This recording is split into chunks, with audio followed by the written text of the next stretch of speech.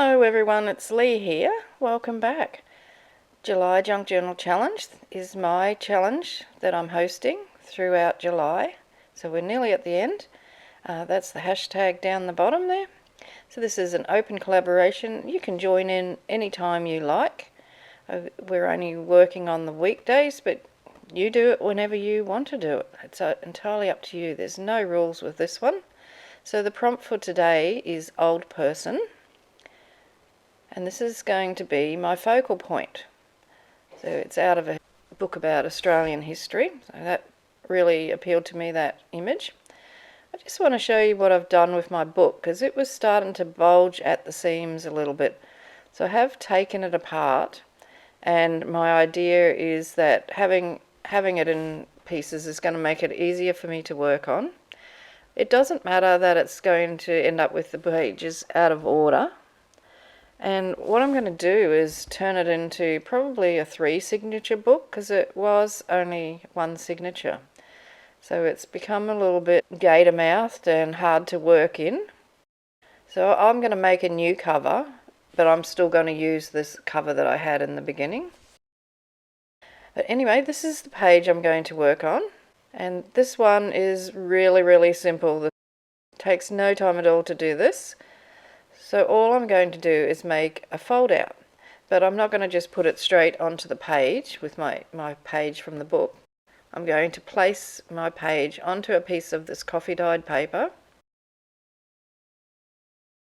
So that'll get stuck like that, those two together, and then that'll flip out from the book. So really easy, really simple.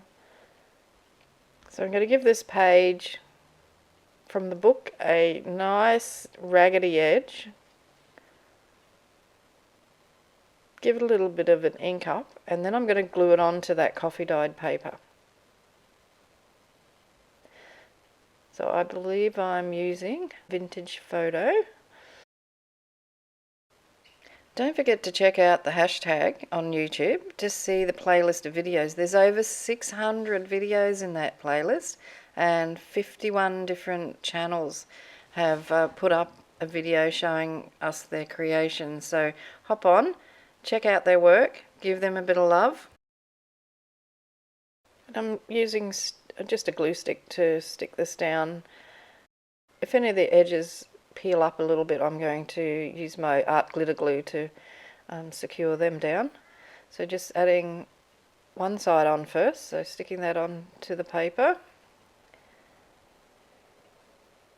I found this was the easiest way to do it, rather than put the paper in the book and then glue the image in on top. So I found this easier. So there we go. I'm just going to quickly ink the edge of the paper, and I'm going to try and scruffle it up a bit as I go. I just want this to look nice and tatty.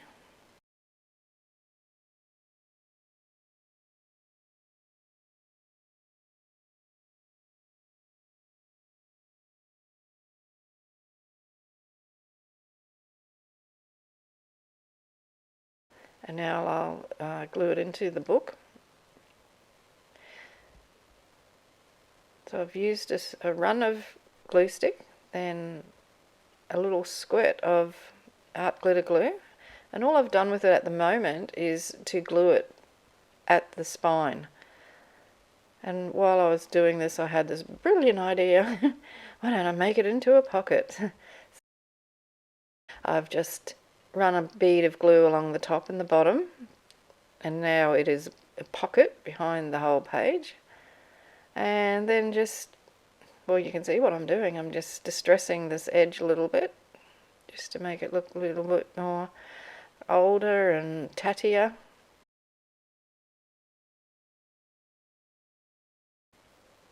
So down the bottom where the margin was, I've just inked along there.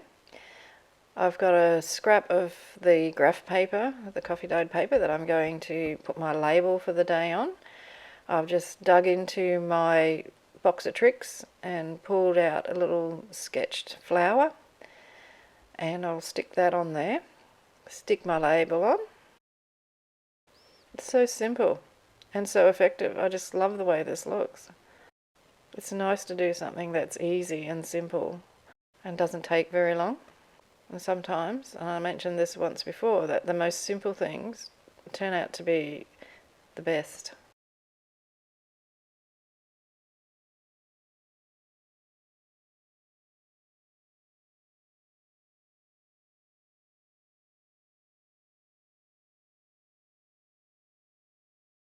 I'm just going through my little tray there. I want something to put on this side. So I'm going to tear off a bit of that piece, which is a piece of scrap paper. I'm going to staple that onto the edge of the graph paper there. So it works sort of like a handle, so it makes it obvious that you've got to lift that up and open it out to have a look and see something good inside.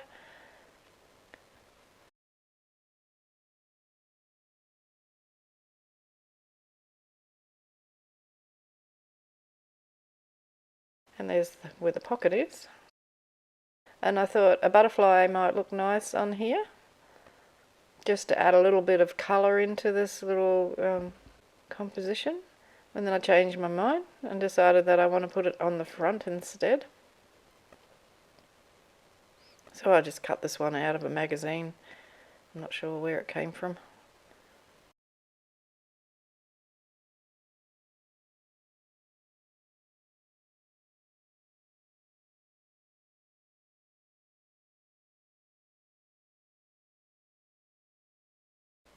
Just give him some antennas so he knows where he's going. And that's it. It's so simple.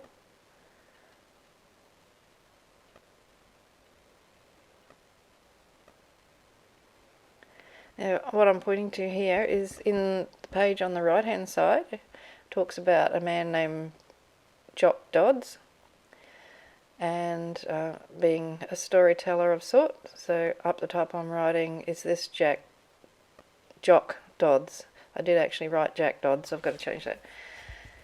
So that's it. Hope you enjoyed that. Don't forget to give it a thumbs up, leave a comment or a heart or a smiley face or a flower if you can't leave a comment.